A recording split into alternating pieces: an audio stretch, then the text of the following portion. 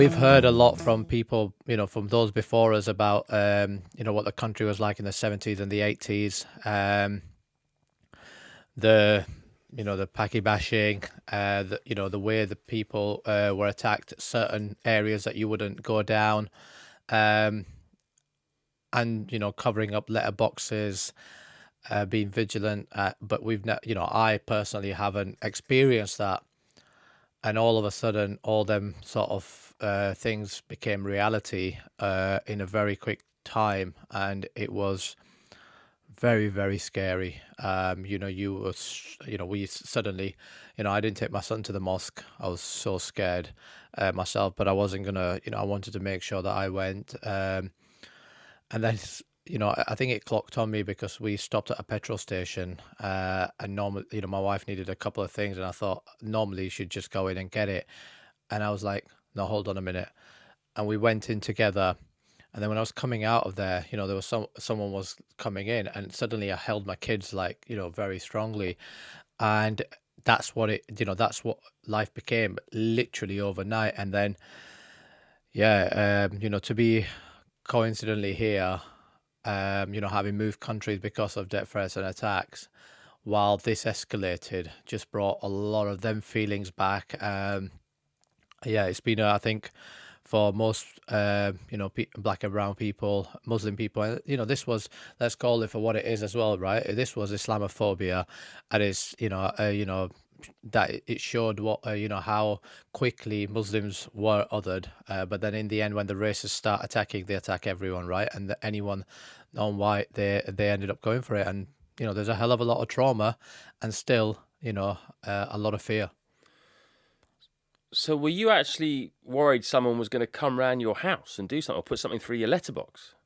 Absolutely. I mean, that hotel, which was edge of Barnsley, Rotherham, was sat in front of a TV screen watching people burn, get past the police, which in itself was difficult to watch.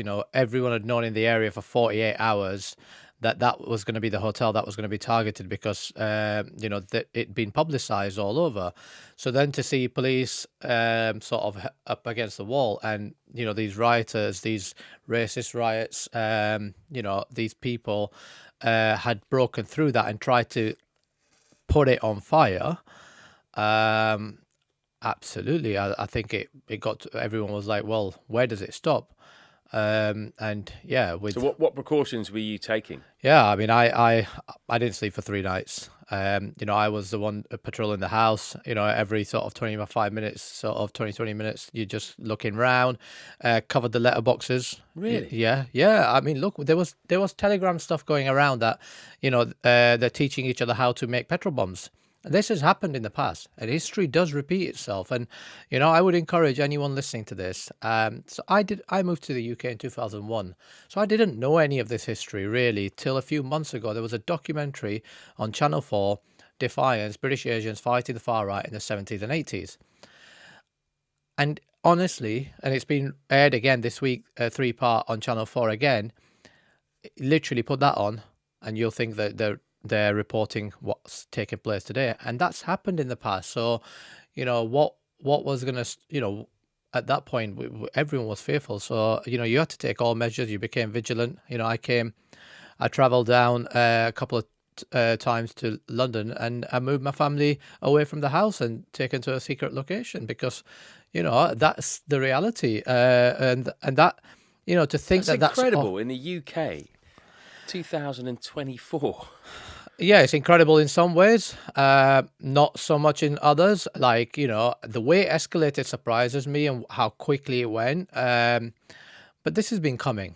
This is not, Islamophobia has been encouraged, endorsed, and, it's been normalized. It's been mainstreamed. It's been encouraged by people right at the top. The politicians, the media, the commentators. This has been the normalized discrimination, and language has consequences. People are listening to you. You are in the public. If you're a leader, people are, and using terms like invasion. The way when you start dehumanizing human beings, when they become a number and not humans, you're effectively, then there is no boundaries to what human beings can do. And history has shown us over and over again that, human beings can do some very horrific things. And going into Wednesday, when the whole 100 riots were, broadcasted, or that's what was going to happen.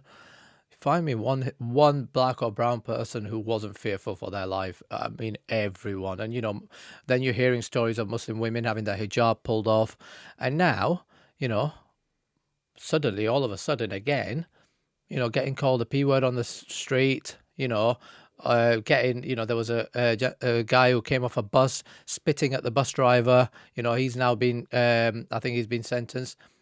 That is now pretty much, people can go around, people feel that racists are well and truly emboldened in this country, and that's through the politicians. And media's got to have a long, hard look at themselves, because the narrative that's been created around immigration, around people from minority backgrounds, is what's led to where we got to. So what caused this then? What is the latent thing, do you think, that's been bubbling under that suddenly came to the surface? Is it all about immigration? The thing is, right, there might be a lot of, there are a lot of issues for a lot of people in this country at the minute. There's absolutely no doubt about that. But none of that, and I'm going to stay away from actually going into some of that, because actually none of that legitimizes going and burning libraries, going and attacking mosques, and attacking people for the color of their skin or their beliefs. Right? Nothing justifies. That's not how you behave. But it's interesting, right? Suddenly, it's like, oh, they've got concerns, they've underlying reasons. I'm sorry, nothing. And everyone should be very, very careful of trying to, in any way. Is there a time for conversations? Absolutely, there is. Not right now, because all you're going to do is that if anyone's got a problem, go on, you go out there. Start burning hotels, start smashing people's businesses, start attacking people for who they are or what they believe in. And then, oh yeah, that'll get you a conversation. And, you don't pander to the racist. You don't. You make sure there's got to be lines, that once they're crossed, they're not acceptable. And, let's not beat around the bush. The line was well and truly crossed. So I think, all those conversations, they need to be had at a separate point right now. It's important to make sure that people know that is not acceptable. One thing that made me chuckle, maybe cry a little bit when I was in Sri Lanka, was all of these claims of two-tier policing. So the suggestion that the white rioters were being treated more unfairly than, say, for example, black or brown rioters when there were those riots. What year was that again? It was, I can't remember. 2011.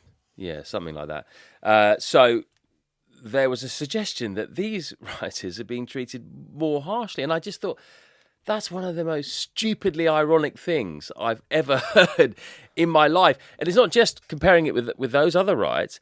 It's just life in general. What's it like to have been, a black or brown person for history? That's what it's been about. Two-tier policing has been going on the other way for, since the year one. Well, and that, that's my point about the way that the fact that conversation has been had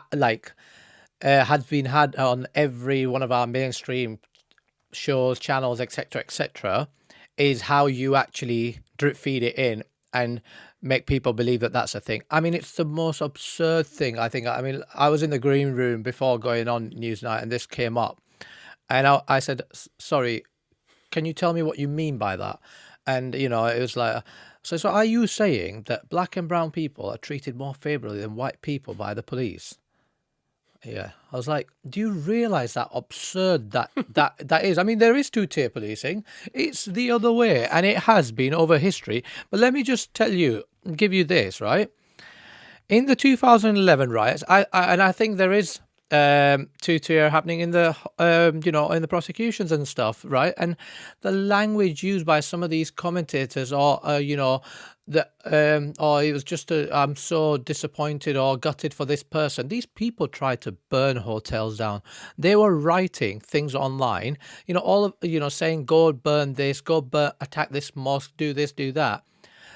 you know, Actions have consequences. And for far too long on social media, people have gone away and wrote whatever they want, thinking that there's no accountability. And all of a sudden, they've been hit with this thing where they're going, oh, I might have to think twice. Free speech is not do whatever the hell you want, behave however you want. They won't be held accountable.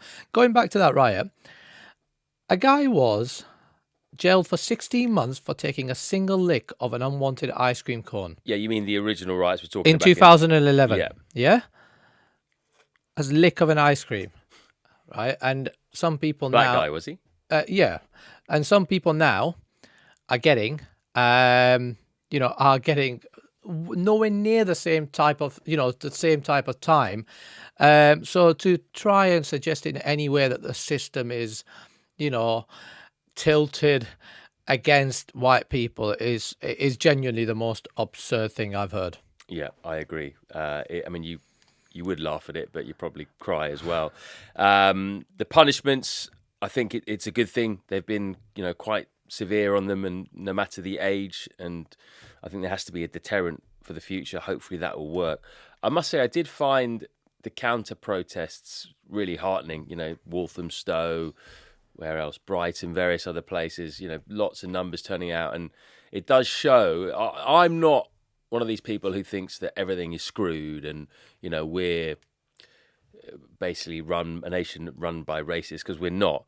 I think they are a very small minority, but they have to be stamped out aggressively. They have to be punished. They have to be shown that they are in the minority. And I thought, I wasn't here, but I was just reading and looking at the TV.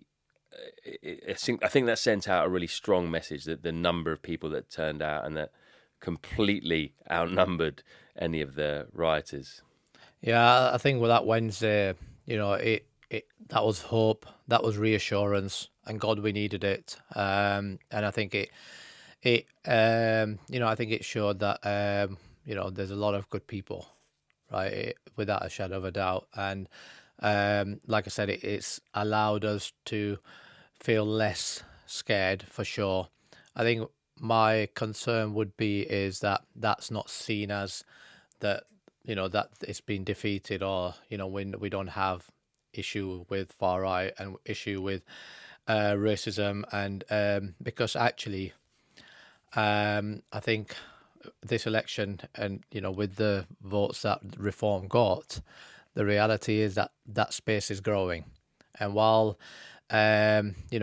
over the last few years, while this language and this behavior has been amplified, endorsed, the individuals like Nigel Farage, they've even going on I'm a Celebrity, and these are these people have been able to sort of really grow their base.